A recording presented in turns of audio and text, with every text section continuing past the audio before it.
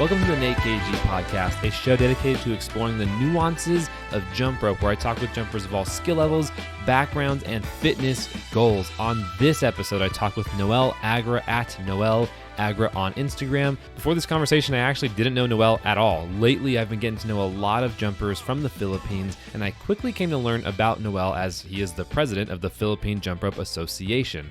We dig into so much good stuff on this episode, including how the PJRA was formed, Noel's background as a chef working in some very prestigious restaurants across the globe, how to cultivate an optimistic mindset by running into obstacles, growing and adapting your fitness strategies over time, and a whole lot more. All of the show notes for this episode can be found over at natekg.com, and without further ado, please enjoy this interview with Noel Agra. Noel, welcome to the show. Hi Nate, thank you for having me. Yeah, I am. How are you? I'm really good. I'm so excited to have you on. It's there's so many things that I want to discuss with you about, creating a national governing body and your experience with jump rope and all these things. But I think the best place to begin would actually be with you being a chef, and I really would like to know why you became a chef and your experience with that. So the reason why, I think like for most chefs, the reason why they take on that career is because they love food. So growing up, I love eating. I was actually overweight growing up, and then I decided to be a chef because I've always dreamt of becoming a restaurateur actually. So I worked in the Philippines, I worked in London, and then I also took my culinary degree in the States and actually worked in the States as a chef. So you've been all over the place. Yeah, I try. Like, actually, funny thing it was, when I was in London, I was just curious about or how chefs are actually, or what their lifestyle was, and it through staging or like through just working for free, I just wanted to get the experience. Like I loved the environment because it was very challenging, not because it was easy, but it was because it was, training me to be a grown up, which I really loved, because there's so much pressure and there's so much stress, but then you're doing it for the love of just serving food, and everything's amazing. And it's been a tough journey. But it was all worth it for sure. Okay, so I have a couple follow-up questions because you mentioned there that it has taught you to be a grown-up, to be an adult. How I guess just one question, how is that the case? Yeah. So it humbles you for sure, especially I mean, like any environment that you go, or like a new environment that you start to experience, there will be a lot of people, who know a lot more than you do, who have a lot more skills than you do because they've been doing it for a lot of years with a lot of experience, and you're there as a newbie, trying to learn and absorb everything. And for every chef, for every cook who knows how the kitchen life is, it's very stressful. There's so much, physical and mental stress that's going on all the time. You're always surrounded with heat. You're always surrounded with people who have this immense passion for what they do. With passion, it becomes a double edge. Like, they care about what they do, but then because you have to work as a team, and if you kind of mess up on the thing that they're trying to create, because it does require a team to serve out the plates for the guests, and you always have this this mental insecurities, like you don't want to have a piece of hair landing on the Right, food, yeah. and then you don't want to, yeah. Especially I learned this so much in the States because part of our culinary degree, people care, and with that, I mean, you have to practice certain procedures, that you have to regulate the temperatures, you have to always be sanitary, you always have to serve the food properly, plate it properly. It was a very stressful environment, and a lot of chefs have a lot, I guess, I don't want to call everyone out, but I guess they have huge egos, so it kind of gets in the way. Nice. It really does get in the way. It really sounds like it's a team sport, basically. Yes, yes. Like I'm yeah, it is actually like and there's no turning back. If one person messes up, and then because you have to work like what do you call it, like an orchestra. There's Gotcha. Hmm. yeah, you have to play it right, and if one person makes a mistake, it can play a huge impact moving forward during service, especially when you're having like about 1,000 covers every day. It's really stressful. And then your big bosses, they sometimes they bring you down verbally. Yikes. So Yikes. you have to, part of growing up, like sometimes you just got to take the criticism, Hmm. accept what you did wrong, but sometimes you have to stay your ground too. Sometimes they just want to put you down, and just, sometimes it's not about speaking back, it's more about Hmm. just learning, that Hmm. learning aspect. I feel like something that I'll always cherish and I'll always apply to my life. I feel like a lot of this is going to come full circle in our conversation later, Yes. but I'm curious what and I guess I don't fully know the correct question to ask here, so feel free to change this up, but what style of food do you usually prepare? And if that's not the right question, you can change that up. No, so I worked in different restaurants. In London, I worked in like a Michelin star. It was more French style, so it was very classic. And then when I worked here in the Philippines, I worked in a hotel and a steakhouse too. So it's like American steakhouse type of food cuisine. And then when I worked in the States, I was able to work at a seafood restaurant actually. So it was more like Californian style. And then I got the opportunity to work at Nobu Malibu. So it was Oh Peruvian, wow, Japanese that's Peruvian. a big deal. Yeah, so like I think that was the hardest but most fulfilling job as a chef that I've ever had, was when I was working at Nobu, because we did a lot of covers. And usually with restaurants, there's two things that restaurants focus on: either like fine dining style, which is like less people but more quality, more focus on the quality of serving food, or the quantity style, which is like hotels, where you just, it's not really about the plating, it's more about just sending out food as fast as you can. And with Nobu, working in Nobu Malibu, it was both. Oh wow. The quality plus the yeah. We had like the first hour we'd have 300 people already, 300 covers. And then I'd always work the night shift, working 12 to 14 hours, 5 to 6 times a week, and then I'd commute about 2 to 3 hours every day going there, because I didn't have a car, and I actually enjoyed the public transportation in the States, because it's safe, it's clean. So yeah, I did live in California for a while, and yeah, the cuisine, I tried to dabble in every cuisine I could, and I love seafood. I love Japanese. What is your favorite dish you've made, if there is a favorite dish? I always love making ceviches. Like Ah, okay. I think that's been my specialty. Yeah. Like it's simple, it's fast, but the way you season it is completely different from the way you'd season like hot food. The way I make ceviches, you have to balance out the acidity with the saltiness, and then sometimes with the sweetness. It depends on the dish. And then you have to make sure that with all the ingredients you add, the main ingredient obviously is always highlighted. I think like most plates, most dishes are like that. But with ceviche, it's slightly different because you're highlighting it with wet ingredients, not dry ingredients. So that's always fun. Gotcha. Yeah, and I always get actually the best reviews from my ceviches. Like, Ah, okay. So the next time we're hanging out in California, I gotta ask you to make some ceviche.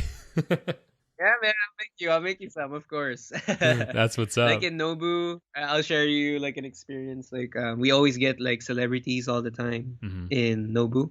One night, David Beckham was there at dinner time with his family, And then yeah, they ordered my lobster ceviche once, and then they ordered it again. And then I was looking at the ticket. I was like, why I sent this ticket out already? And then the server told me, it's like, no, they just loved your ceviche. And then they ordered it one more time. So they ordered it 3 times in one night, and What? that made me feel good. I was like, oh wow, like I guess they really enjoyed like you try to stick to the recipe always of the chef because it's their restaurant, but you add a little bit of you in every plate all the time. Wow. And yeah, that was my favorite review That for is ceviches. so So I'll cool, make you one. man. I'll make you someday.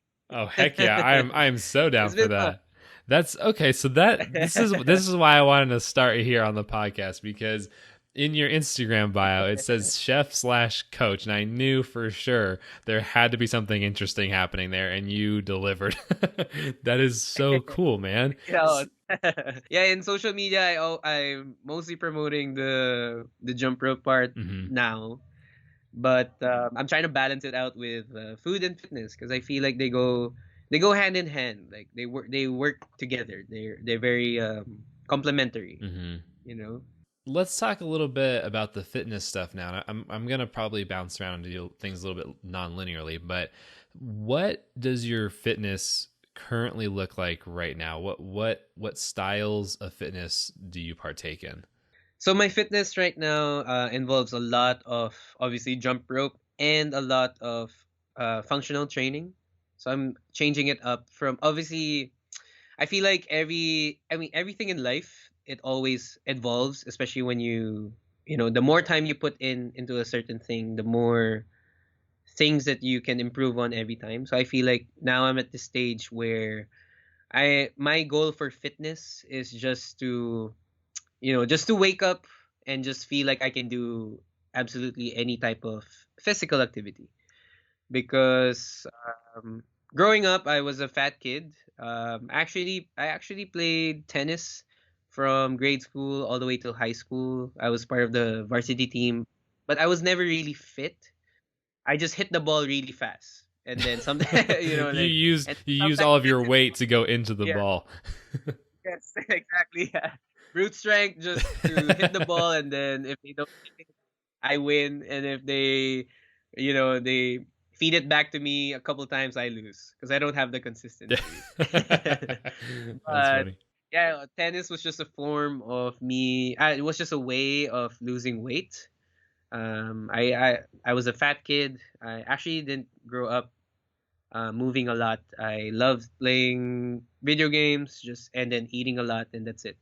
Fitness was, changed my life for the better when I was actually work while I was working as a chef. I figured out how to, I was looking for ways to lose weight because I was at my peak with my What year was with my this? weight when I was. This was about 4 or 5 years ago Gotcha. when I was working in Nobu. And yeah, I was like 210, 215 pounds, and I couldn't find the time. Like I mentioned earlier, I was working 5 to 6 times a week, That's a 2 to 3 hours of brutal commute every day.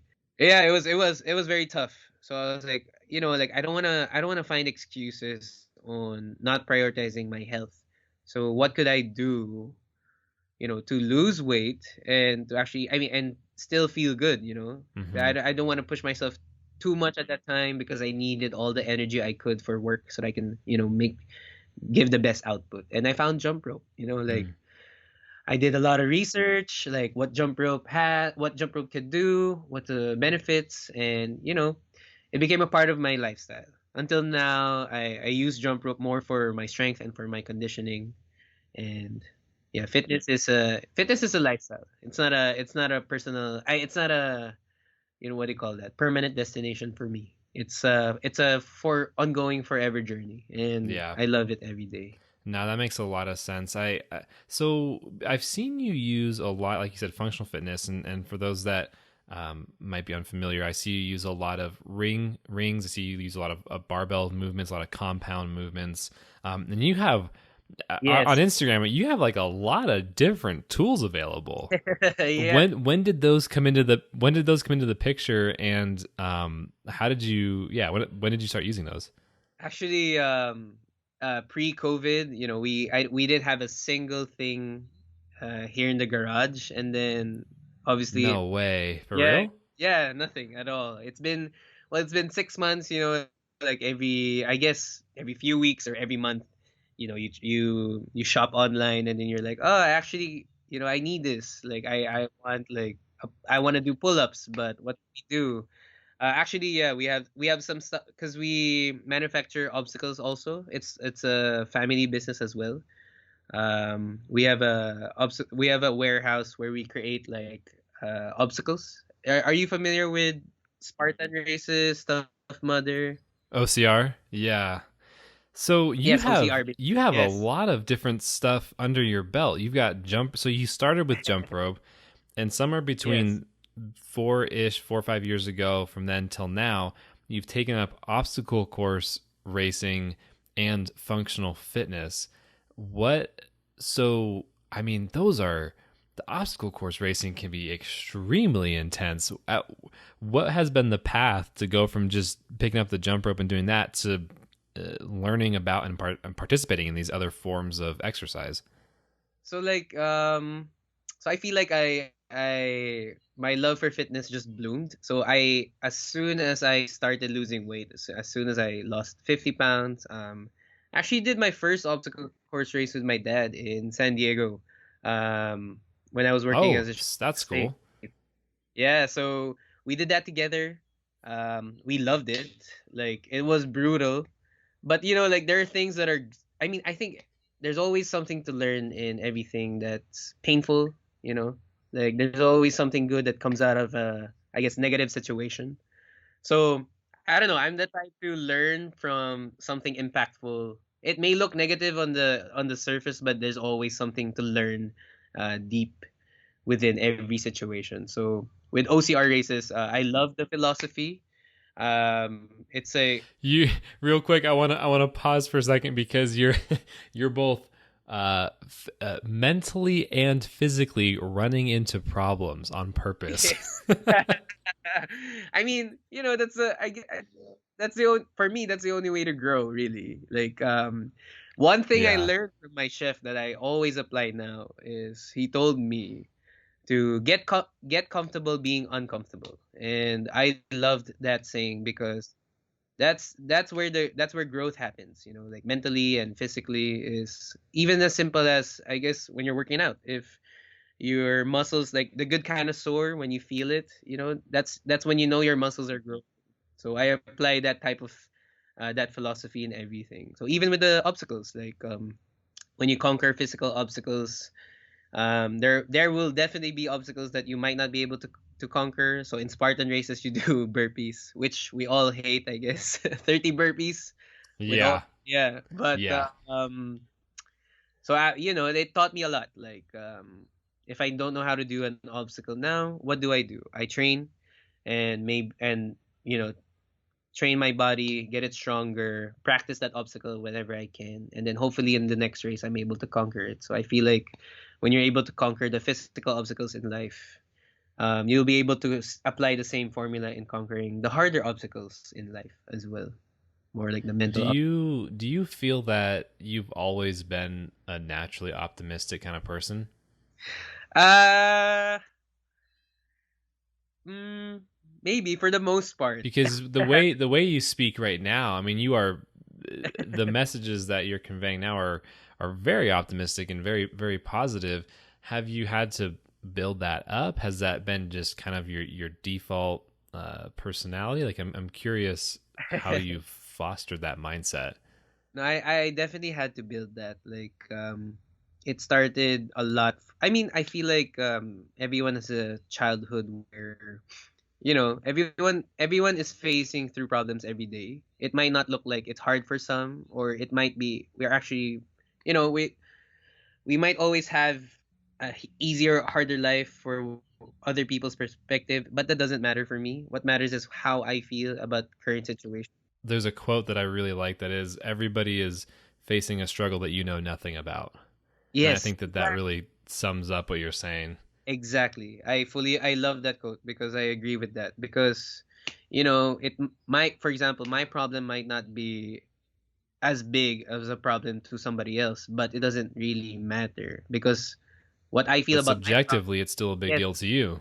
yes, Hmm. exactly. And same for other people. Like they might be going through something that I might not be able to relate to, but it doesn't mean I can't have compassion or, apply and try to build, I guess, empathy for how they feel about certain things because we're all going through a lot. And I feel like once I accepted that fact, building up towards just living I get an optimistic life, like I feel like, like perspective changes. Like, do you see challenges as a way to grow or something to bring you down? And I just loved when my perspective was, it wasn't like overnight that, what, oh wow, challenges are amazing. More like, going through a lot, just on our own personal journeys. I feel like that's my formula of just, I guess, why I'm optimistic. It's just, it's nice, it's great, it makes you better. Life is not here to make our lives easier. It's here to make us better, but maybe not in the most glamorous way, or maybe not in the ways that we think should happen. But it does happen for a reason. Well, Like, you've definitely been working very hard in terms of jump rope and definitely obstacle course racing, running into problems over and over and over and getting dirty, I'm sure, and then adding in the functional fitness. What did your jump rope look like when you first started? my jump rope form, or like, Or sorry, how did you structure your training sessions? for jump rope, I just wanted to do 15 to 20 minutes a day because from reading and from watching videos a lot, they said that was the best way to start on your jump rope journey. And which I truly believe, like anything, before we can run, we should always learn how to crawl and then walk first. And I just wanted to start slowly but surely, like make it really as part of my lifestyle. And I just jump rope 15 to 20 minutes a day, just learning just the basics, just the basic footwork, and eventually moving on to handwork. And yeah, with jump rope, I after from doing it 15 to 20 minutes, sometimes I'd feel like, oh, you know what, I can do more because I just really want to learn this trick when I can. And then next thing you know, you've been doing it for an hour. So I was having fun in the process, like I was burning calories, learning a new trick, and then time went by so fast. And that's how it started. And now, yeah. It's enjoyment. You're actually having a fun time, and that's the key to long term adherence to fitness is actually having fun with it. Exactly. Like, like when you stop questioning, I grew up with the problem of what would other people think, like I feel like I don't know if it's culturally like that here, or just the way I grew up. It's a mix of everything, every factor. But then when I just stopped and that I was like, you know, what can I just do for myself? And then just purely have that desire just to be better in whatever we want to do. And everything becomes, weightless. Like, the challenges become weightless, and it's fun. And I lost a lot of weight because of Well, that. it's something to yeah, yeah. You lost a lot of weight. That is, I would imagine that on top of the emotional benefits of that and the amount of pride that comes with that, there's also the physical benefits of your blood work and certain small chemicals in your body getting raised in a good way. That that really changes a lot. This is really interesting to hear. Um, I think that this is very good for, I'm sure, many people who are picking up jump rope, not competitively, but for reasons that are like yours, come from a background of, how do I make time? Because like you said, you were working very long hours, and you weren't able you weren't able to make time for a while. So what did you have to leave the job to make the time, or did you find a different way to make it happen? Actually, it kind of just played out the way it should because I was working as a chef, but I needed to extend my visa for to work in the States, but I couldn't. So yeah, so like it changed. So my chef career was on pause. But even before working in kitchens, I always dreamt of becoming a fit chef, not necessarily the best chef. So on the food side, I was like, I have no option to work in the States anymore. So I came back home, focused on the fitness side. So now we worked on building events for OCR events here in the country.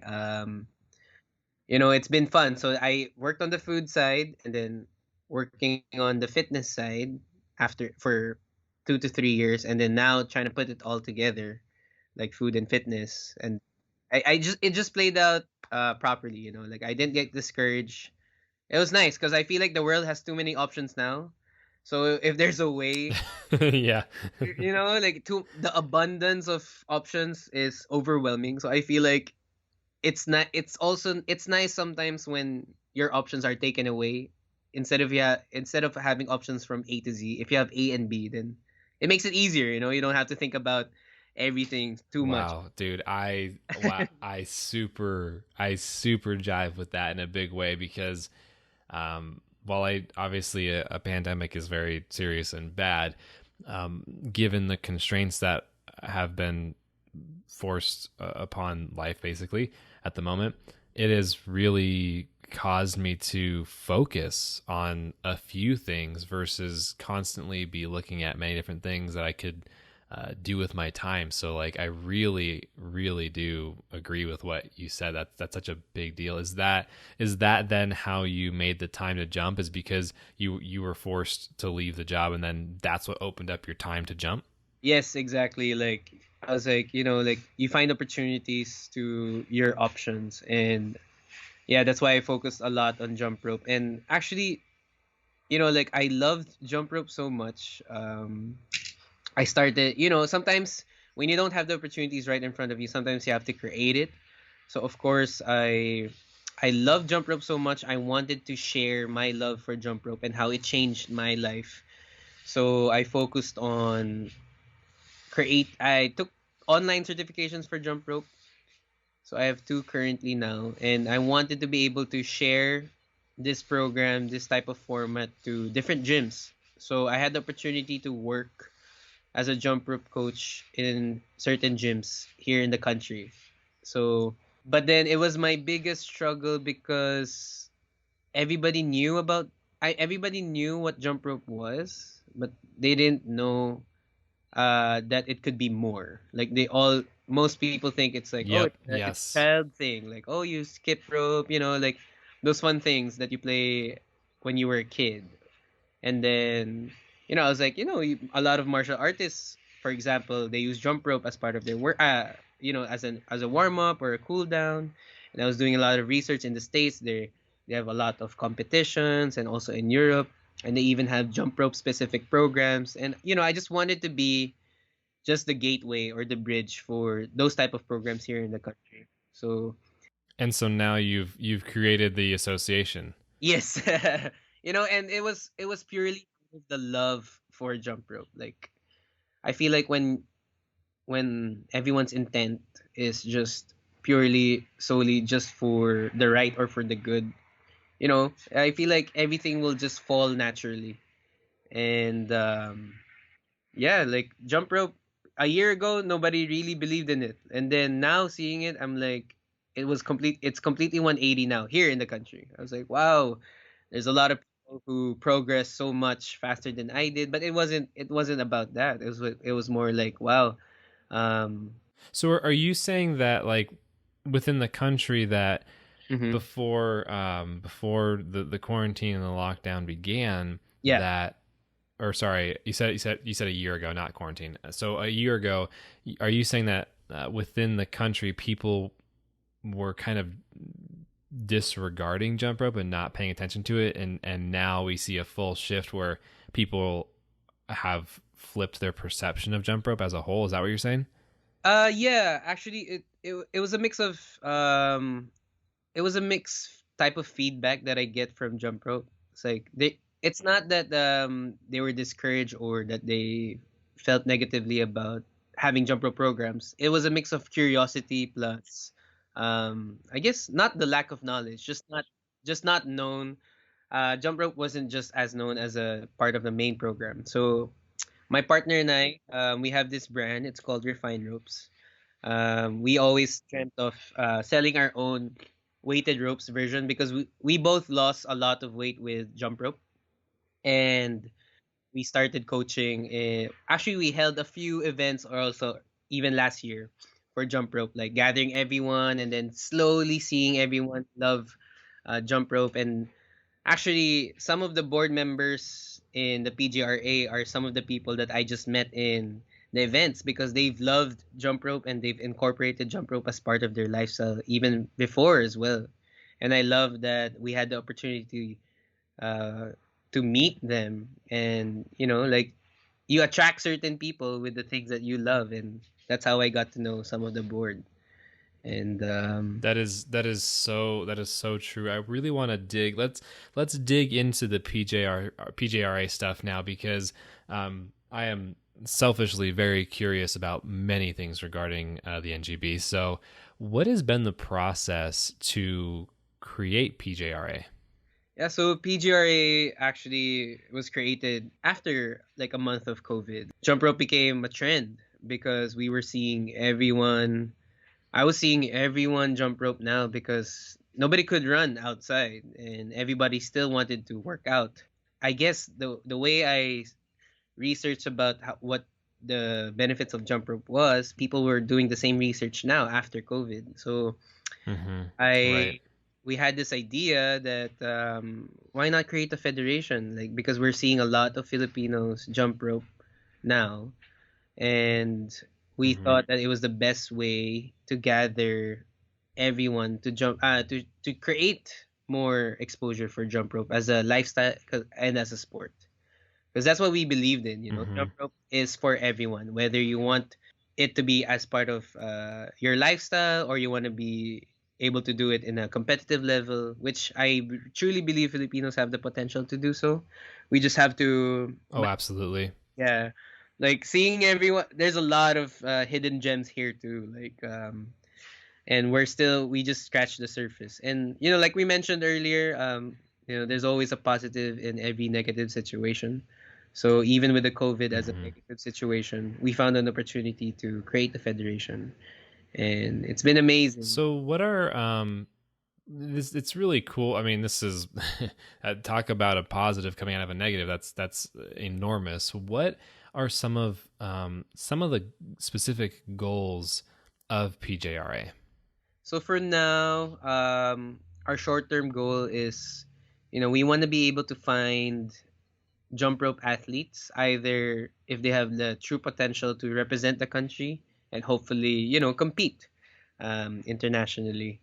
And we would love to have a physical meetup with everyone, and that's been a short-term hmm struggle because I mean that's the best and worst thing Right, about the online thing because of right the state now. of the world. Yeah. Yes, exactly. Yeah.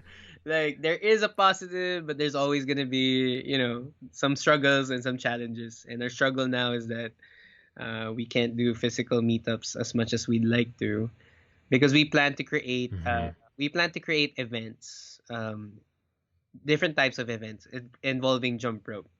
Actually, um, I was actually planning on creating an event for having the most jump ropers jump in one vicinity. The current record is about 9,900 That's a lot. yeah, 70 something in China, yeah. So I was working on, partnering up with different running events because running is a huge part, it's a huge type of physical event here in the Philippines. So hmm I was trying to partner up with different running brands that we're trying to beat the record, the World Guinness Book of World Records for the most people jumping rope in one spot.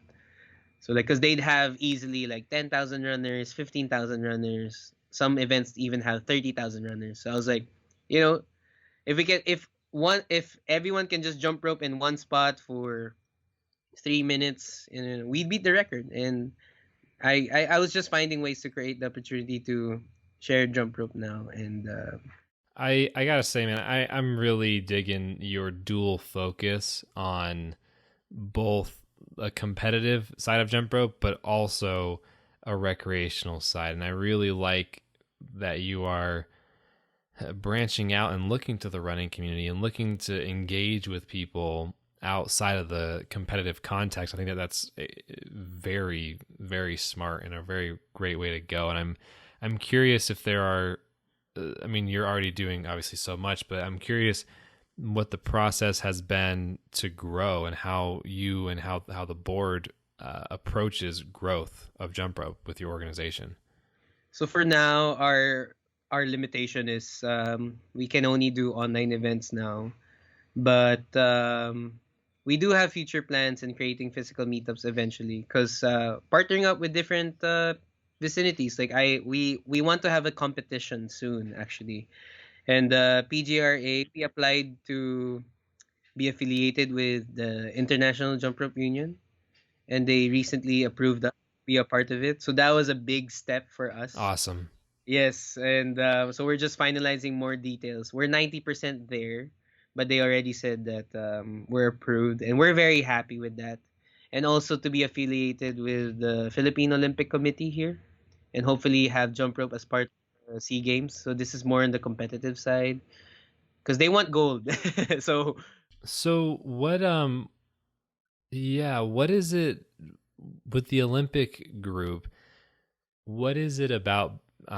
Because so full disclosure, super uneducated when it comes to national organizations with sports.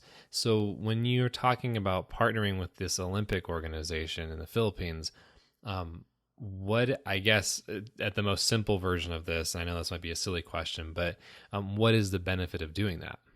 So I feel like it will be a huge stepping stone to establish jump rope more as a sport, because our biggest struggle is our biggest benefit is everybody knows about jump rope but not the way it could be. So by being affiliated with the Philippine Olympic Committee, we're going to be able to, you know, have athletes represent the country for jump rope as a sport. Because just to share, like my dad is actually the president of the Obstacle Sports Federation here in the country, and Gotcha. yeah, Okay. their biggest Wow, struggle. that's just you guys are like a family of go-getters with sports and organizations. Well, yeah, we try. We know it's like it's just the love for it. Like my dad Yeah. is the type of person that um tries to get work done. Like, like that's something that you can expect of him. And when he loves something truly, he'll do everything to make it happen. And I try to learn from him every day when it comes to that type of mentality.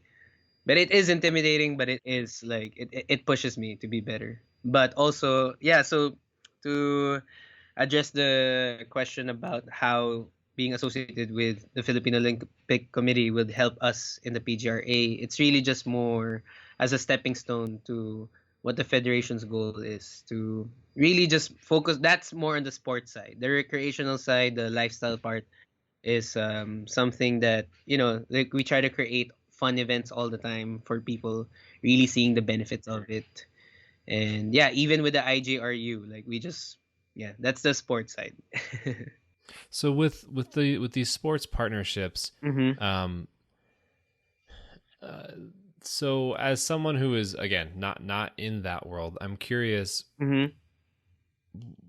what is the The benefit of well the benefit, but I think that asking it that way is a little bit suggesting as if it may not be a benefit, but I'm yeah. curious, like tangibly. I mean, I know there's an element of credibility that comes with that for sure, and that's very necessary when it comes to establishing this organization. And like you're saying, it make people aware that this is a sport. But how does that, or not how, but does that also influence the more tactical jump rope discovery? Beyond just, or in addition to having a badge of credibility, That's very good. which I know is a really weirdly worded No, no, that's question, okay. but No, I understand. It's a very good question. Yeah, besides the credibility for the federation, like yeah, the NSA, the governing body, we just really feel that every opportunity that we can get to create the exposure for jump rope in every type of way. I guess that's Hmm. our big goal. Like the Yeah. goal is to have little and big opportunities for the federation and for obviously for jump rope, to be recognized by people. Gotcha. It's like Because yeah, yeah, because it's super unknown, and it's a like you said, a stepping stone, and it's yes, important for people to know that this isn't just your little playground activity, that it's actually associated with some big players and organizations. Okay, that makes a lot of sense. yeah, like an indirect type of like exposure for jump rope, like changing the perspective Yeah. of what jump rope could be and for what jump rope is actually. So it's more like that. Hmm. No, that makes a lot of sense. Like, yeah, I mean, it's something that I've been kicking it around a lot, and I've spoken about it on previous podcasts because, um, as a competitive jump roper, my Yes, when you're brought up in the sport, you very quickly come to the conclusion that like this should be an Olympic sport. And I think most people, I mean, anyone who's listening to this podcast is probably fully aware of um, the potential complexity of jump rope, and how if we're evaluating based on merit, it should belong in an Olympic context. Um, but one of the things that I think, um, this is, again, this is a bit of an opinion, and I don't really have a lot of data to back it up, but when I view the work that is done within the US, I've seen an extraordinarily large emphasis on Olympic pursuits. And then I see other organizations like the American Heart Association doing stuff in the school. Richard Sindali did a tremendous amount of work in the physical education system.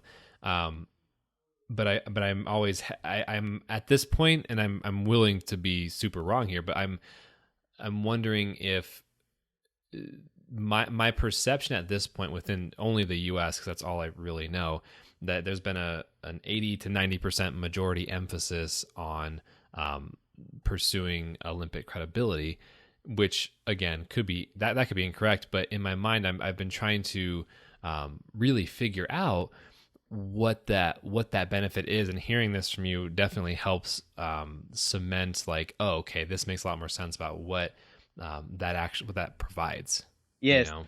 But actually, I'm happy that you mentioned that there are different organizations sharing jump rope as part of physical education, because that is also our big goal, and which we partnered up with the Department of Education here in the Philippines to include jump rope as part of physical education in schools. So that's also that's also our short term and big projects that we're working. Did you model that pursuit? First of all, congratulations, because that sounds like a very tremendously a very big accomplishment. That sounds huge. Did that did that come about as because I know other countries, I believe China, it's very common to see jump rope in the school system. Were you modeling, or I guess let's actually let's make this question even bigger. Have you modeled any decisions about the organization based on what you've seen in other countries with either jump rope organizations or just other sport organizations in general? Uh, to be completely honest, not so much. Like, I think, Okay. yes and no. Because the board, I feel like that's what I love about having a team, because every single person has their own specific set of skills and suggestions, and ways to to make something bigger. And actually, through one of our board members, because one wants to focus on the youth, the other wants to focus more on the events, the other one wants to focus more on the international standard. So it's I love that it's all the different pieces. That's really good. Yeah, the big picture. And yeah, like for the physical education part, like again, it all relates back to what our vision is. or like actually for what our mission is to create the exposure for jump rope for everyone, for all ages, for all genders, for everyone. So, like we mentioned earlier, also, it's really just about finding the big and the small opportunities to just change the game for jump rope. And, that's by being associated with the Philippine Olympic Committee, by doing physical education, by doing online events, by doing little competitions, everything. So, You guys are doing, yeah, that's a lot. That you're hitting the ground running, especially after only a few months yeah. of doing this. The with the partnership with the Department of Education, hmm can you elaborate on, I guess, how that's working, how that's playing out? Because that has been a big subject on my mind in terms of bringing jump rope information to youth at mass, and I'm curious how that process has been for you so far. So yeah, actually, we found the opportunity, and we're talking with them now, and it's still we're still finding ways on how to include jump rope as part of the physical education with all the limitations going on with online classes now for Yeah, school. that's like the big question, is how you educate Yes, online, yes, especially in the youth sector. Yeah. yeah. So we're just trying to adapt to depends on the situation, depends on the government on what they allow or what they don't allow. But we also plan to, the board. We also plan to visit different provinces and different states here in the Philippines, and just really create. Hmm. We plan to hand out jump ropes for for everyone, and really start creating that exposure. With physical education, and also for the different provinces that we might, because it's a win-win for us. We might be able to recruit athletes and young ones to be able to represent the country as a Hmm. sport, or it's really just sharing the love for jump rope to through by visiting the different places. And yeah, with all those limitations, we're ready. The board is ready to tackle whatever task we may have in hand at the moment. But there are a lot of I limitations. was going to yeah, I was going to ask you what like 1 to 3 of your big challenges are as an organization, but it Yeah. seems like the big challenge is just not being able to physically be Yeah. around other people. Yes. Like yeah, it's a sad but happy thing as well, because if it wasn't for the COVID situation, I guess the federation might not be as known now as it if it was just the normal situation. So there's I always we always try to just count our blessings, and I feel like everything will definitely happen. And as long as we stick to our plan, as long as we persevere, keep our structure, I feel like inevitably we'll definitely be able to make everything happen, and hopefully build a bigger team. Especially if bigger plans, we need a bigger team. But for now, yeah, like we're very blessed. We are very grateful to to be able to share our love for jump rope, and I'm very grateful to be working with these people who not only have the love for jump rope, but also who really aim, who have the same vision as I do for jump rope. And it's a pleasure. It's a pleasure to be working with these people. They're amazing. I'm I'm really I'm yeah, I am very very excited to see everything that you and your team bring to, well, I mean, I guess the Philippines, are really to the whole world. I mean, because it is going to be an international thing. I mean, I would imagine at some point, and like it's really awesome to hear all of the different focuses that you have and all of the different tasks that are front of mind and being tackled now. And I think that, I mean, you again, yeah, you guys are coming at it with such a really solid intention, and I like that there's a very diverse set of perspectives, because like you already articulated, I mean, that is that's what makes a team so powerful, is differing thoughts and opinions, because through the process of discussion and going through all of them, that's where you get the best ideas from. So um, yeah, I'm just so pumped to see everything that you get. I honestly didn't realize it was this new. Like I did see a lot of the articles going out about PJRA forming, and that was within the past few months. I'm assuming that those hit when you guys actually formed, but I had thought that the organization was created like several years ago, and it was just now that there was being a push. But it's also I'm so pumped that you and the team are really aware of this huge rise in jump rope popularity at a recreational level, and I'm really excited that you are taking advantage of the opportunity that is in front of us and reaching out and engaging with this group of people, because that is how jump rope grows. I really am digging the diversity of I guess tasks, or the diversity of goals you have set in front of you. Yeah, like, we're always trying to just use our numbers to our advantage, instead of, maybe some teams, the more opinions are out there, the less focus that they can get in achieving what they actually all want.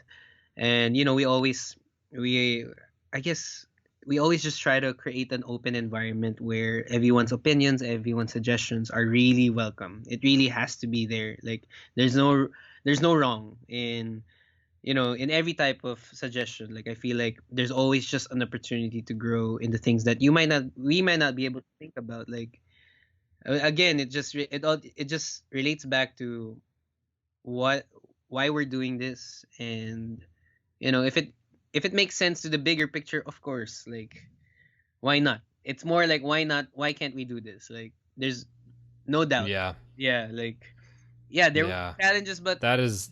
right, like anything. I mean, There's just so much good that you're spelling out right now. You're a dude with this massive optimistic mindset. You go obstacle course racing. You love just running into problems and then fixing them.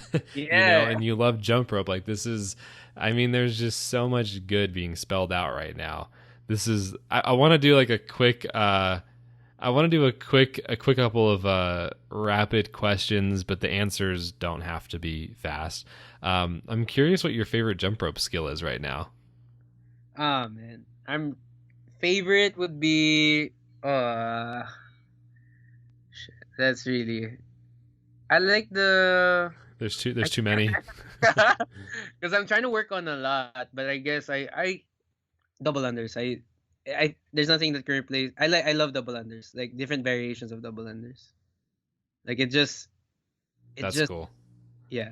There's nothing special. I can't do the triple unders that you can do yet. I can only do, like, my God, you make it look so effortless, but I know that the efficiency, effortless, didn't it always comes with a lot of training and practice. And like Yes. anything, when someone makes it look effortless, when someone makes it look, like, just flawless, it means that because they put in the work already to get there. And that's where the efficiency, the speed control comes. So I'm aiming towards to look like your triple unders, Nate. Sweet. Yeah. You'll definitely get there. The amount of the amount of determination you have when it comes to skills is pretty phenomenal. So I have no doubt that you're going to get there. What has jump rope taught you, if anything? It taught me to be patient. It taught me a lot, but it's really more about just being patient, like, with the progress. Like, the best thing about jump rope now is that there's a lot more information now than it had a few years ago about the proper form, the proper technique, the way, the fundamentals are more refined now. And I wish somebody coached me through it. Like, I wish somebody coached me through the proper form, because my hands were too far apart. I overextended always. I wasn't using my wrist a lot. I was using more my forearm. Like, those little things play a huge role in the bigger picture. That's why, like, even if I've been jumping for 5 years, other people have progressed so much faster because their form was right. And yeah, being able to coach people now, I did all the mistakes, so that I can help people make their jump rope journey not faster, but just more efficient, I guess, in a shorter amount of time.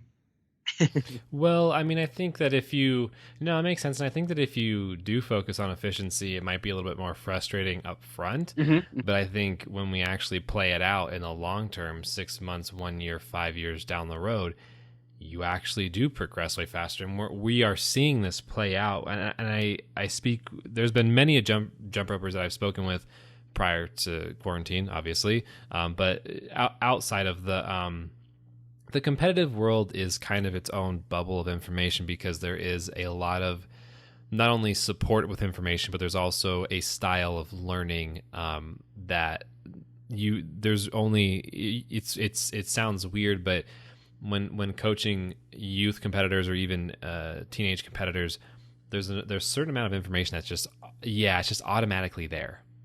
And talking to jumpers who have picked it up as adults for recreational purposes, I'm noticing that I think this year, 2020, there's, well, actually, I mean, I know there's the most amount of information available at the moment. I am someone who is trying to put out the most I can to help with that.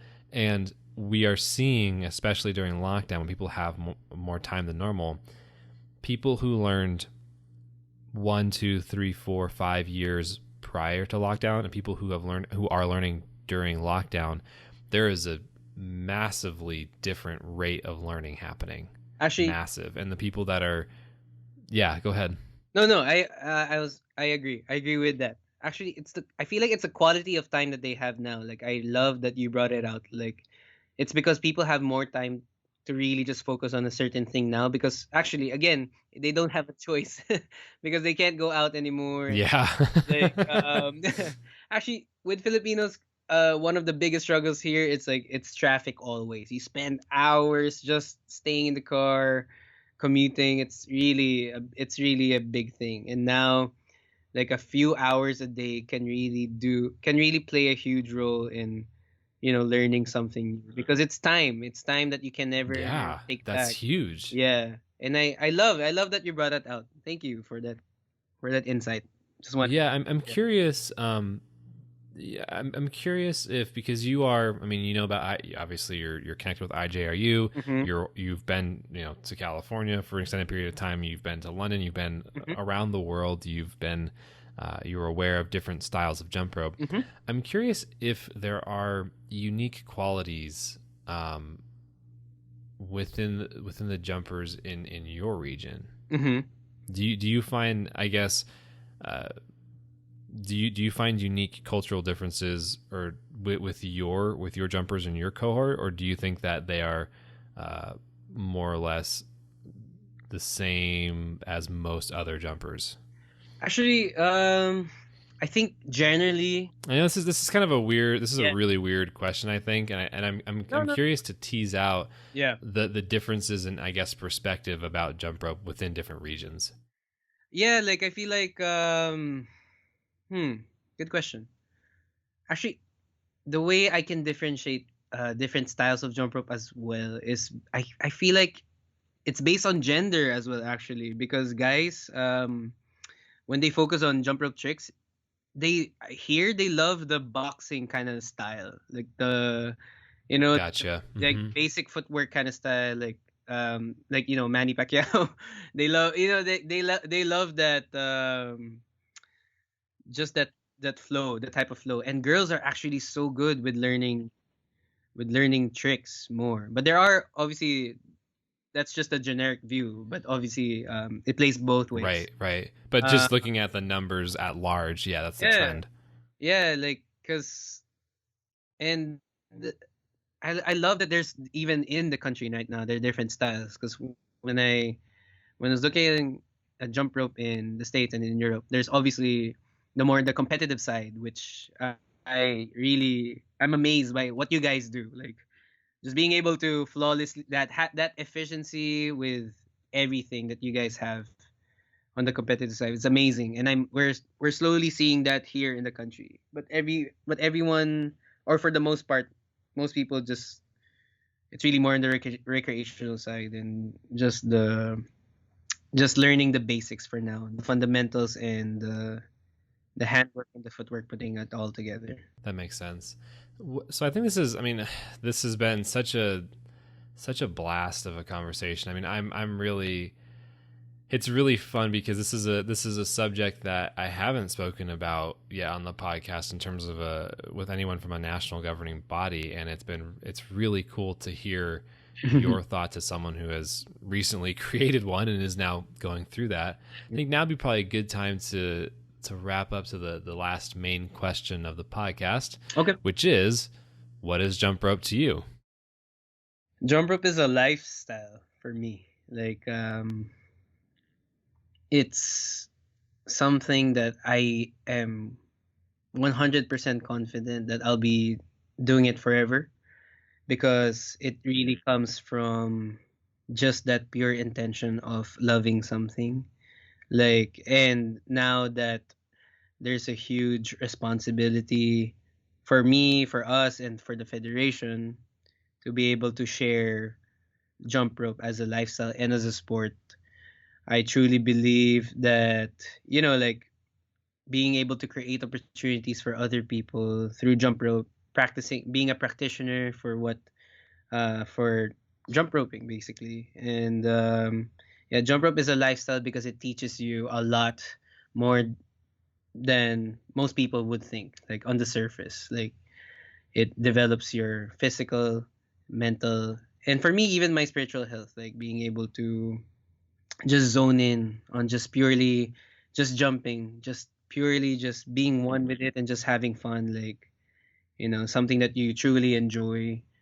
Yeah, jump rope has a lot of benefits, like, and that's why I really feel like, and it's a healthy lifestyle for me. Yeah. Yeah.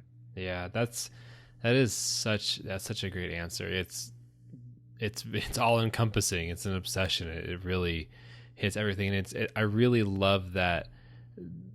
I love that that's your answer. That it's a lifestyle and that you'll be doing it forever and ever, because you did not necessarily grow up with it, but you've discovered it and you've become aware of all of the possibilities. And I love that you are using it and finding ways to constantly apply it in any regard to your fitness and to your life. And I think that is it's such a powerful message. I think, because as someone, like, my history with jump roping, I mean, these curious. podcasts, these conversations that I have with you, yeah.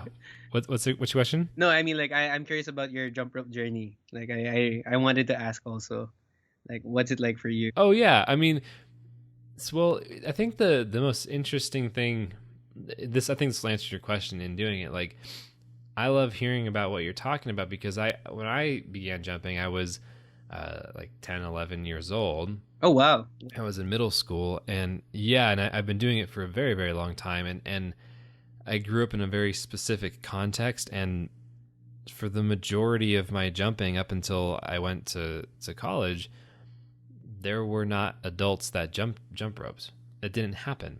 It was non-existent. It was, maybe some of the parents from the team jumped to have fun or joke around or like whatever, and then occasionally you would see one person, rarely, picking up a jump rope, but strictly for like, jumping for 10 minutes straight as like some sort of extreme, a cardio thing or whatever. But it's just so fat. It's so, it makes me really excited, and it really confirms to me that, like, jump rope, I think, is special in a lot of regards, but in some regards it's not special when we look at it as a sport. Every sport is defined by this characteristic of competition entertainment and recreational people doing the activity, right? And I mean, this has been growing for many years, but like, we are now at the precipice of, like, here it is. These are the recreational jumpers. Like, this is why we are a sport. And I think what the underlying context of, for me, as I was, going through all this, and even the beginning of college, when I began teaching a class for adult jumpers, To be honest with you, like I'll be straight, I didn't even believe that adults could accomplish anything close to what competitors could do. That truly was my mindset. And the more I spent time, surprise, surprise, the more I spent time offering information and helping and listening and talking and being fully engaged, I realized, oh, it's jumpers are not, the competitive jump ropers are not uniquely special in that, it's only this group of people. Like you have to be, 5 years old to 10 years old when you start, and then you have to only be on a competition. Like, no, like anyone can do it if you have the right coaching, if you have the right, I guess, environment or support. And it's really cool. Like you are a phenomenal example of that as somebody who is a jump roper, understands all contexts of jump rope, participates actively in jump rope, and is now creating a national organization. Like that is so cool to me, man.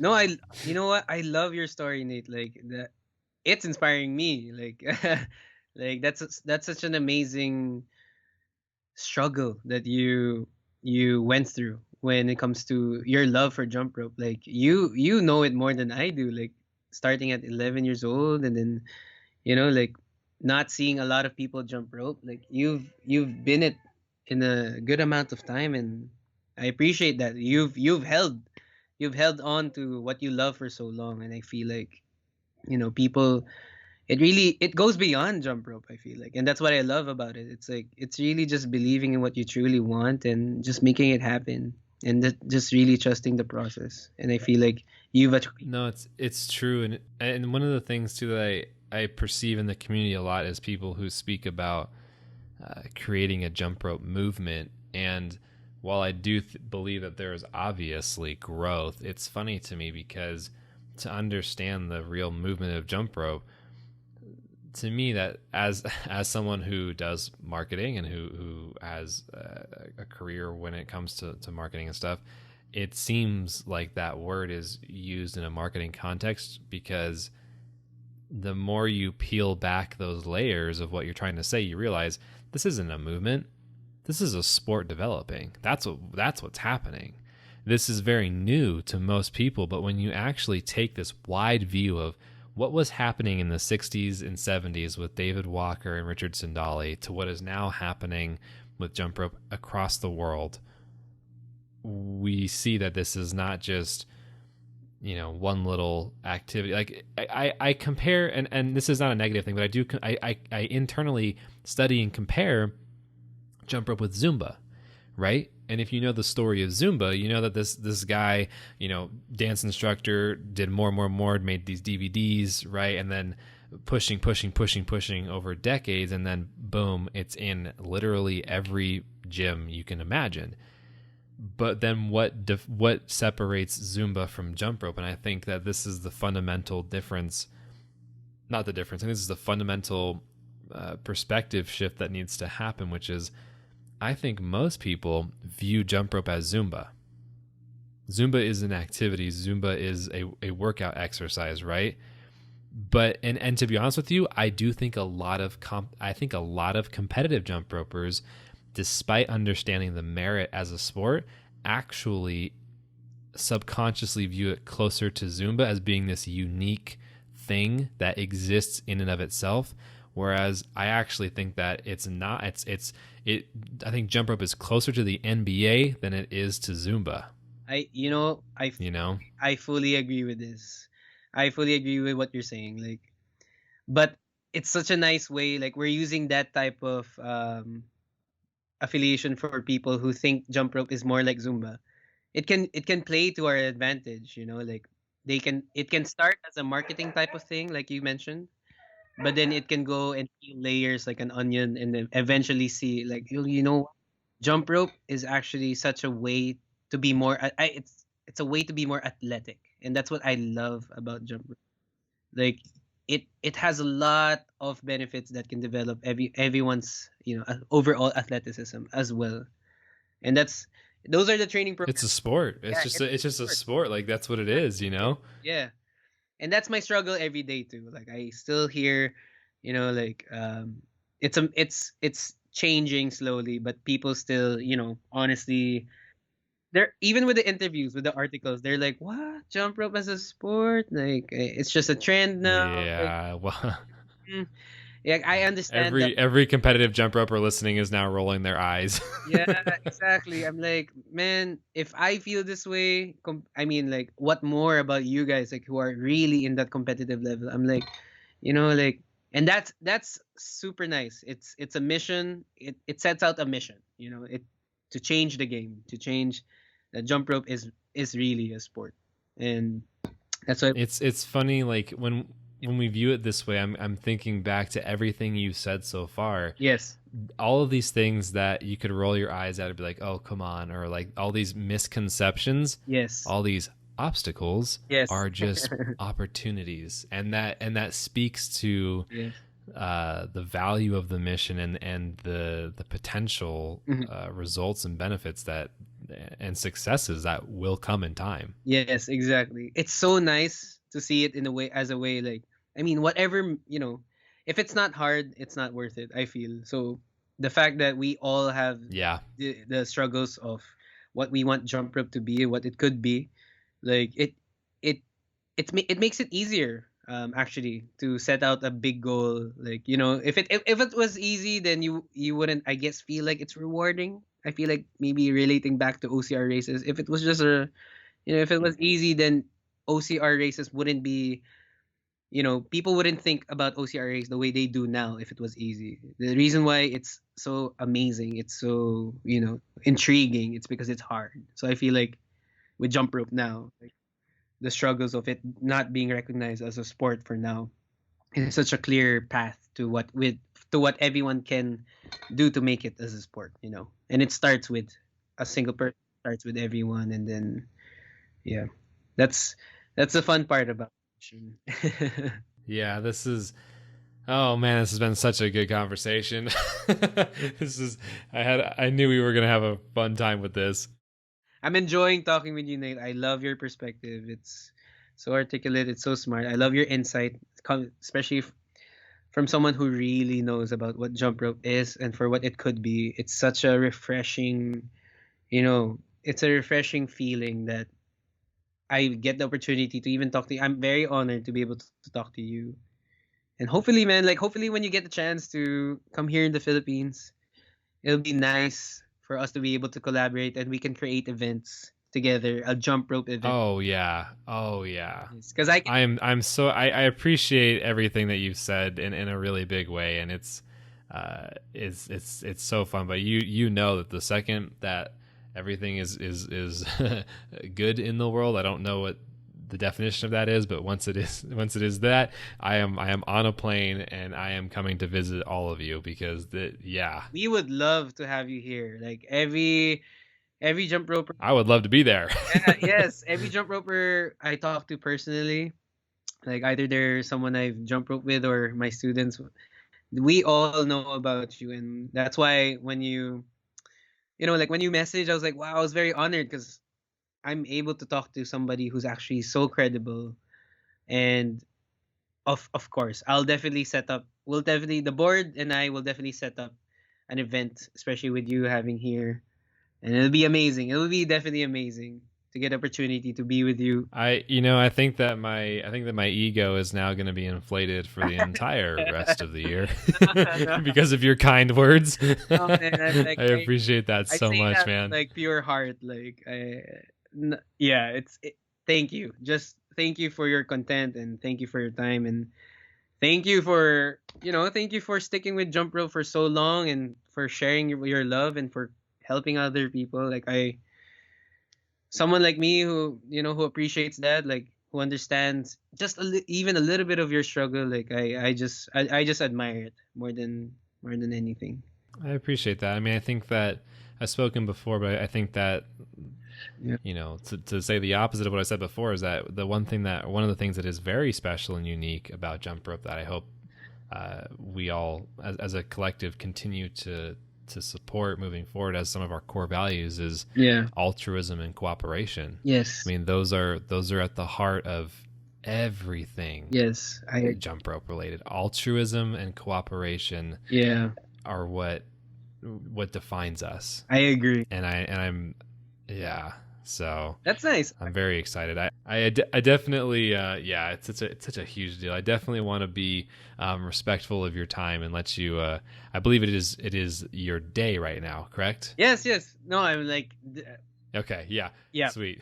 I just wanted to double check because I had a little bit of a mix up with the time zones before we chatted. No, so. it's no problem at all. Yeah, I definitely want to be respectful of your time and let you get back to everything you got going on. But seriously, this has been so good, and I really, really appreciate you taking the time and chatting with me about all this. Oh, thank you. I really appreciate you inviting me to be part of your podcast, and I'm happy to start this is a way to start my day right as well. This conversation that we've had, and it's been amazing. It's a pleasure, and I'm thankful.